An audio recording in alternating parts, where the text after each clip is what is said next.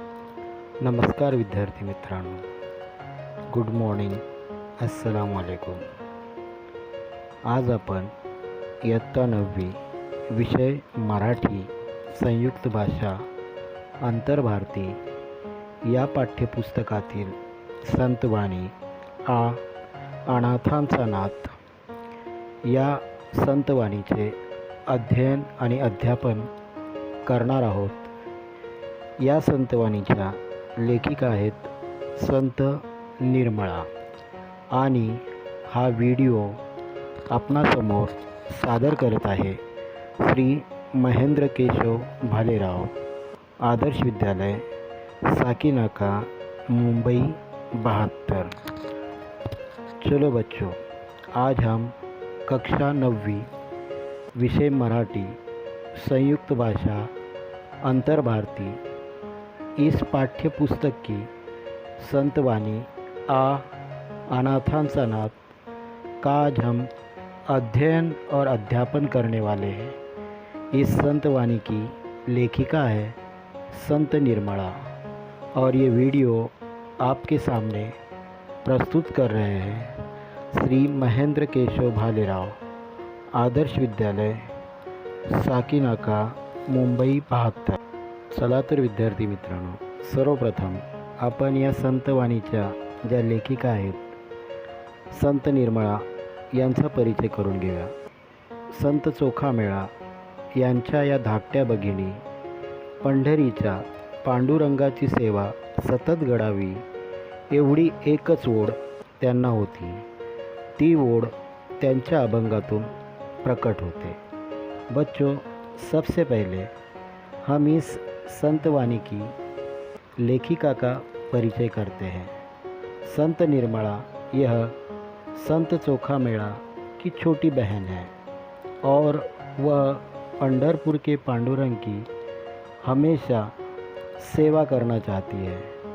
उसकी यही इच्छा और उनकी यही इच्छा इस अभंग में प्रकट होती है. विद्यार्थी मित्रांनो, आता आपण बघूया की या अभंगाची कल्पना काय आहे.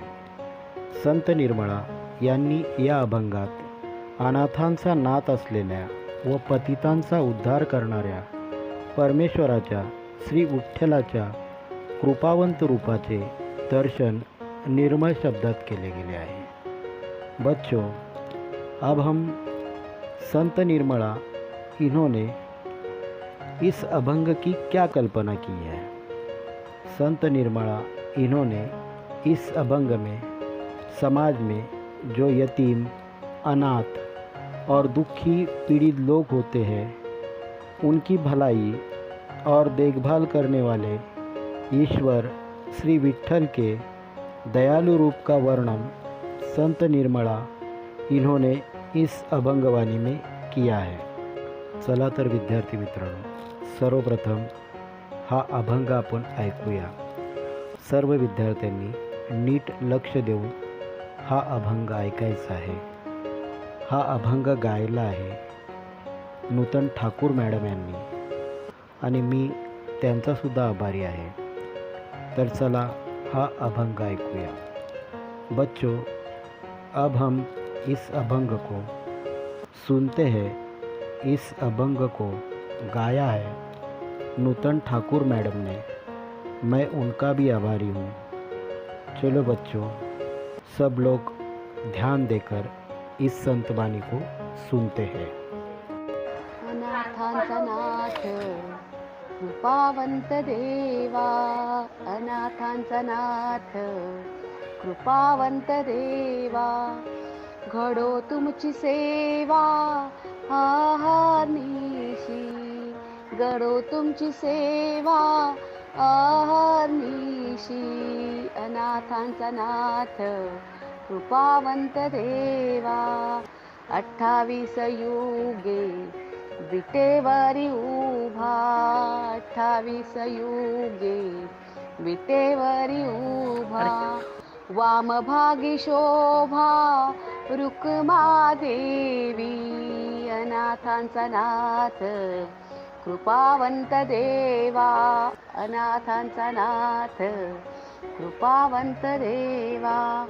पतित पावन गाजे ब्रिदावळी, पतित पावन गाजे ब्रिदावळी.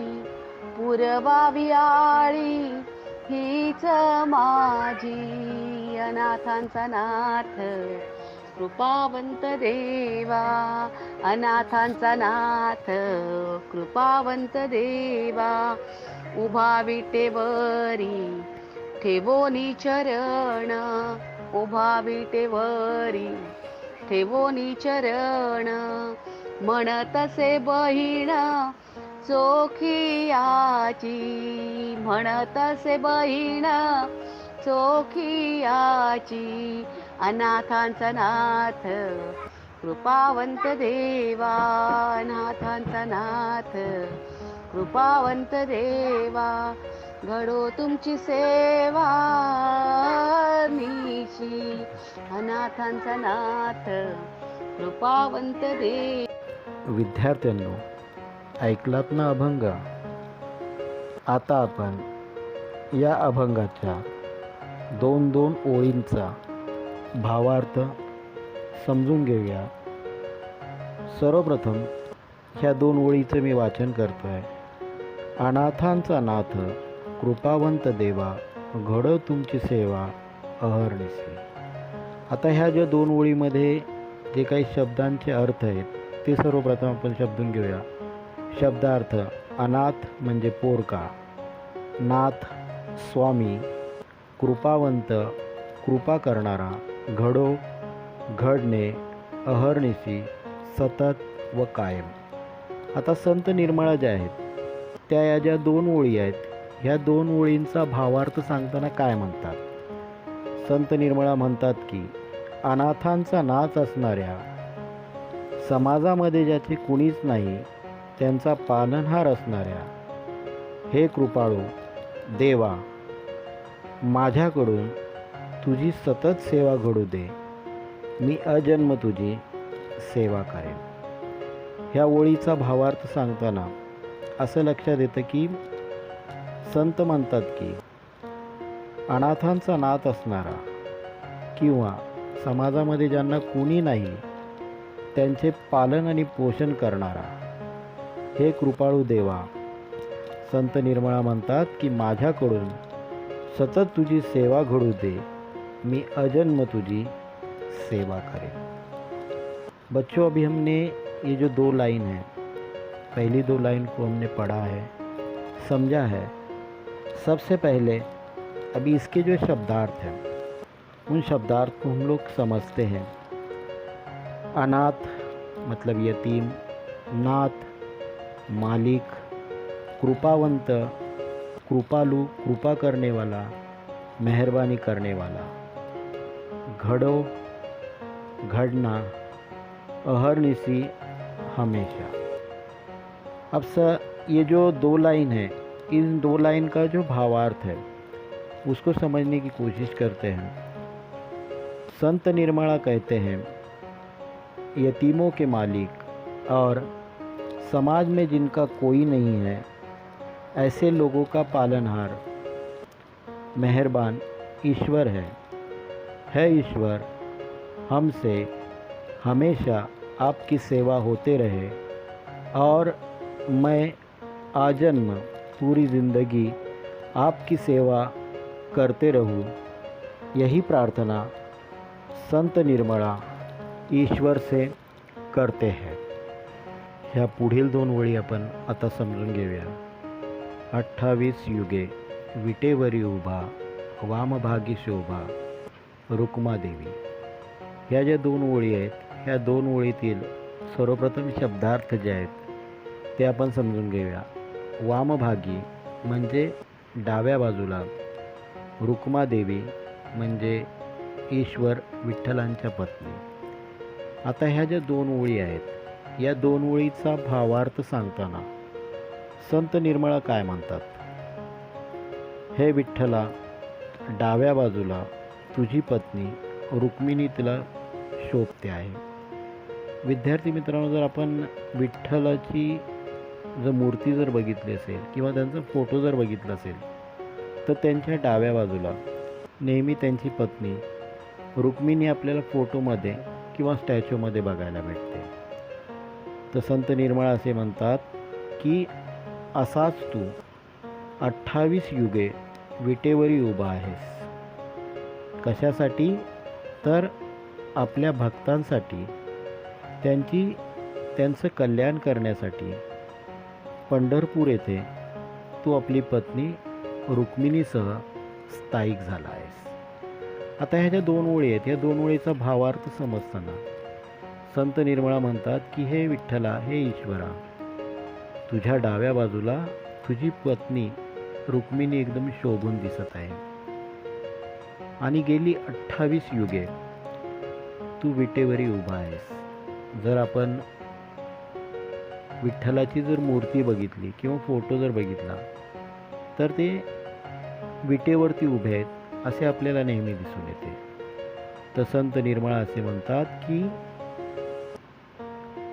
विठ्ठला, तू आपल्या भक्तांसाठी पंढरपूर येथे आपल्या पत्नीसह त्यांचे कल्याण करण्यासाठी स्थायिक झाला आहेस.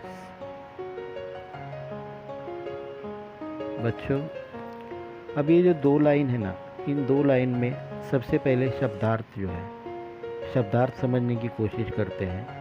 वामभागी मतलब डाव्या बाजूला, मतलब लेफ्ट हैंड साइड में रुक्मा देवी जो भगवान विठ्ठल है, इनकी पत्नी का नाम है रुक्मा देवी. तो ये जो 2 लाइन है, इन 2 लाइन के अंदर संत निर्मला कहते हैं कि हे विठ्ठला, आपके लेफ्ट हैंड साइड में आपकी पत्नी रुक्मिणी बहुत अच्छी लगती है और ऐसे ही 28 सदियों से आप ईंट के ऊपर खड़े हो और अपने भक्तों के कल्याण के लिए आप अपनी पत्नी रुक्मिणी सह पंढरपूरवासी बन गए हो. आता पुढच्या ह्या 2 ओळी आहेत त्या समजून घेण्याचा आपण प्रयत्न करून घेऊया.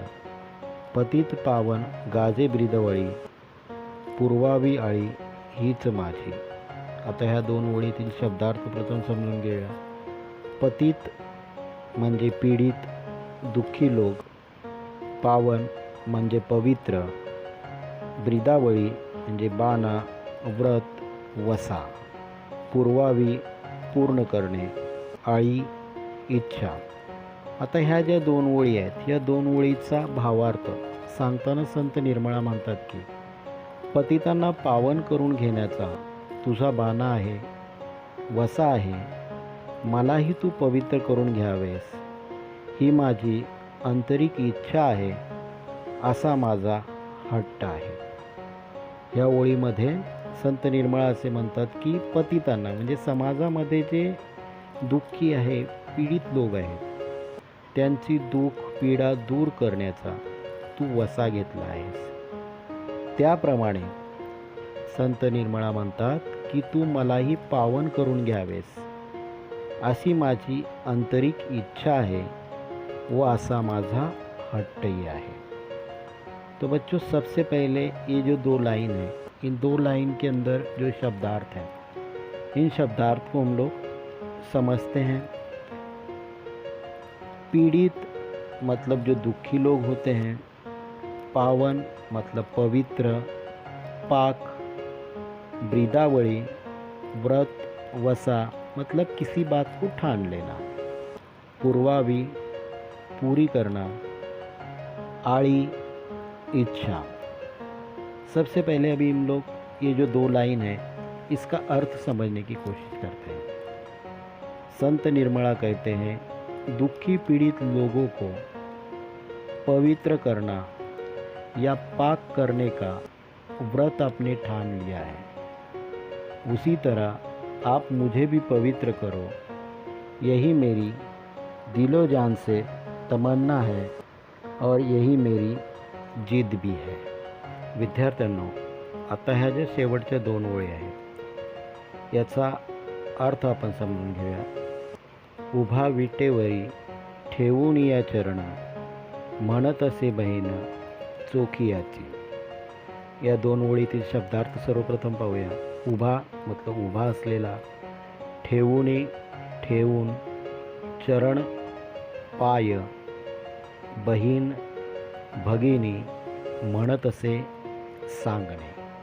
आता ह्या ज्या शेवटच्या 2 ओळी आहेत, ह्या 2 ओळीमध्ये संत निर्मळा काय म्हणतात ते ऐका. त्या म्हणतात की संत चोखा मेळा यांची धाकटी बहीण निर्मळा तुला म्हणजे विठ्ठलाला विनवते आहे की विठेवर उभे असलेले तुझे समचरण तुझ्या पावलांचे सदैव दर्शन घडू दे. शेवटच्या ह्या ओळीमध्ये संत निर्मळा संत चोखामेळा यांच्या लहान बहीण विठ्ठलाला अशी विनंती करतात की हे देवा, तू विठेवरी उभा आहेस, तुझ्या चरणाचे तुझ्या पावलांचे सदैव मला दर्शन घडू दे, म्हणजेच सदैव तुझी कृपा माझ्यावर राहू दे. बच्चों, अब ये जो आखिर की 2 लाइन है, इसके शब्दार्थ हम लोग सबसे पहले देखते हैं. उभा मतलब खड़े रहना, ठेवुनी मतलब रख कर, चरण मतलब पैर या पाँव, भगिनी बहन, म्हणत असे मतलब बताना. अब ये जो आखिर की 2 लाइन है, इसका मतलब हम समझते हैं, समझने की कोशिश करते हैं. संत निर्मला कहती है, मैं संत चोखा मेला की छोटी बहन आपसे विनती करती हूँ कि ईंट पर खड़े आपकी चरण प्रतिमा और आपके चरणों का हमेशा मुझे दर्शन देते रहना, मतलब हमेशा आपकी कृपा दृष्टि मुझ पर रखना. बच्चों, उम्मीद करता हूँ कि ये संत वाणी आपको समझ में आई होगी, लेकिन फिर भी एक बार हम इसको थोड़ा सा रिवाइज करते हैं. लाइन टू लाइन देखते हैं. पहले 2 लाइन में संत निर्मला कहते हैं कि यतीमों के मालिक और समाज में जिनका कोई नहीं है, ऐसे लोगों का पालनहार मेहरबान ईश्वर है ईश्वर, हमसे हमेशा आपकी सेवा होते रहे और मैं आजन्म पूरी ज़िंदगी आपकी सेवा करते रहूं. यही प्रार्थना संत निर्मला पहली 2 लाइन में ईश्वर से करते हैं. अब इसके आगे की 2 लाइन हम लोग देखते हैं. उसमें संत निर्मला कहते हैं कि हे भगवान ईश्वर विठ्ठला, आपके बाजू में आपकी पत्नी रुक्मिणी अच्छी लगती है और इस तरह 28 सदियों से आप ईंट पर खड़े हो अपने भक्तों का कल्याण करने के लिए. आप पंढरपुर में अपनी पत्नी समेत पंढरपुरवासी बन गए हो अपने भक्तों के कल्याण के लिए. और इसी तरह से इसके आगे की जो 2 लाइन है, उसमें संत निर्मला कहती है, दुखी पीड़ित लोगों को पवित्र या पाक करने का व्रत आपने ठान लिया है, उसी तरह आप मुझे भी पवित्र करो. यही मेरी दिलो जान से तमन्ना है और यही मेरी जिद भी है. और बच्चों, लास्ट के जो 2 लाइन है, इन 2 लाइन के अंदर संत निर्मला कहती है, मैं संत चोखा मेला की छोटी बहन आपसे विनती करती हूँ कि ईंट पर खड़े आपके चरण प्रतिमा और आपके चरणों का हमेशा मुझे दर्शन देते रहना, मतलब हमेशा आपकी कृपा दृष्टि हम भक्तों पर बनाए रखना. अशा प्रकारे या अभंगामध्ये किंवा संतवाणीमध्ये संत निर्मला यांनी समाजामध्ये जे अनाथ आणि दुःखी पीडित लोक आहेत त्यांचं कल्याण करण्यासाठी व ईश्वराची भक्ती अजन्म नेहमी आपल्याकडून घडावी अशी इच्छा त्यांनी या अभंगामध्ये प्रकट केली आहे. पुढे संत निर्मळा असेही म्हणतात की हे विठ्ठला, तुझ्या बाजूला, तुझ्या डाव्या बाजूला तुझी जी पत्नी रुक्मिणी आहे ती तुला शोभून दिसत आहे. अशा प्रकारे गेली 28 युगे आपण विटेवर उभे आहात. आपल्या भक्ताचं कल्याण करण्यासाठी आपण आपल्या पत्नीसह पंढरपूरवासी झालेले आहात. पतित पावन म्हणजे समाजामध्ये जे दुःखी पीडित लोक आहेत त्यांना पवित्र करण्याचं व्रत आपण घेतलेलं आहे. म्हणजेच त्यांची दुःख पीडा दूर करण्याचं कार्य आपण करत आहात. त्याचप्रमाणे हे विठ्ठला, तू मलासुद्धा पवित्र कर. म्हणजे माझ्यावरती जे काही संकट असेल, ज्या काही परेशानी असतील त्या दूर कर. हीच माझी इच्छा आहे आणि हीच माझी जिद्दसुद्धा आहे. अभंगाच्या शेवटी संत निर्मळा असे म्हणतात की मी संत चोखामेळा यांची छोटी बहीण आपणाला अशी विनंती करते की विटेवर उभे असलेल्या आपल्या चरणांचं किंवा आपलं दर्शन मला अजन्म घडत राहो. हीच इच्छा शेवटी संत निर्मळा ह्या अभंगातून ईश्वराकडे व्यक्त करतात. अनाथांचा नाथ या संतवाणीमध्ये संत निर्मळा यांनी समाजामध्ये जे अनाथ आहेत, दुःखी आहेत, पीडित आहेत अशा लोकांचा कल्याण करणाऱ्या ईश्वराचे, श्री विठ्ठलाच्या दयाळू रूपाचे वर्णन त्यांनी केलेलं आहे.